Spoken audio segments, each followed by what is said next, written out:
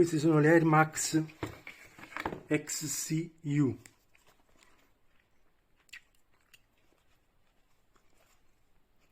E dall'interno è leggermente foderata. Infatti una scarpa per le stagioni più fredde, autunno inverno, non sono per la pioggia abbondante. Pioggia leggera vanno più che bene. La suola, la camera d'aria, poi vedete gli inserti in tessuto, qui pelle.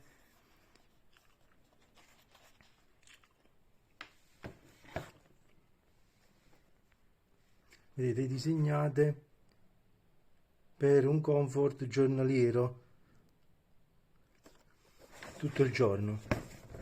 Qui c'è la taglia, vedete sono un Stati Uniti 12, Inghilterra 11, Europa 46, 30 cm, che corrisponde a un 46.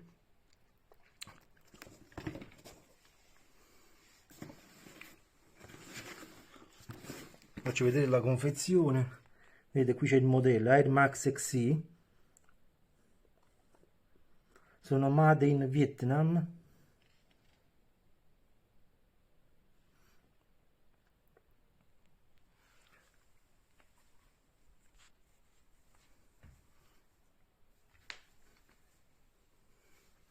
Esistono anche altri colori. C'è per esempio nera con questa parte qui rossa, oppure c'è bianca con la parte sempre qui grigia.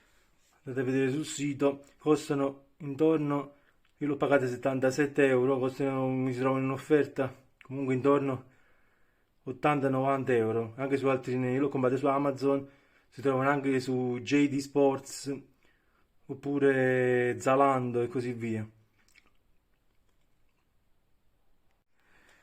Questo è il confronto, vedete, tra le Air Max XC con le Air Max Command. Vedete la differenza? Sono molto simili. Abbiamo sempre, vedete, lo stemma Nike in pelle, poi abbiamo questa parte qui in pelle tessuto, poi c'è la soletta in gomma con la camera d'aria e sopra vedete un misto sempre di sintetico,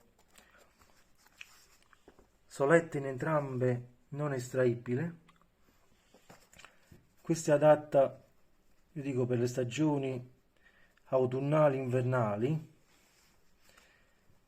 ovviamente pioggia permettendo.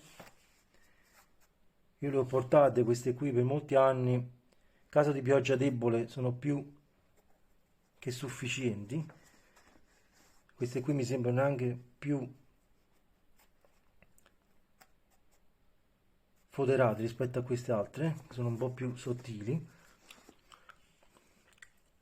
Per le piogge invece abbondanti, questa qui entrava l'acqua, perché comunque questa parte qui è traspirante, quindi l'acqua tende ad entrare.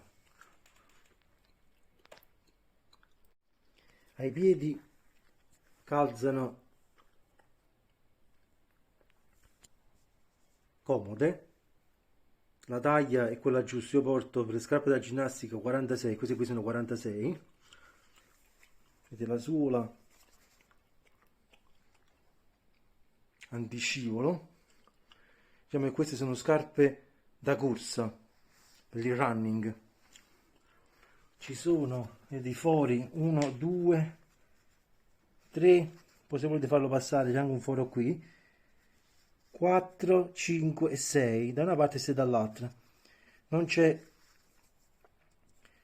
un altro paio di lacci di ricambio, solo questo qui nero.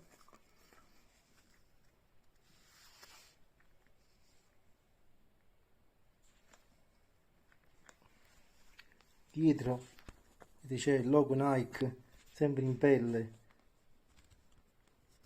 misto tessuto, e sotto la soletta in gomma.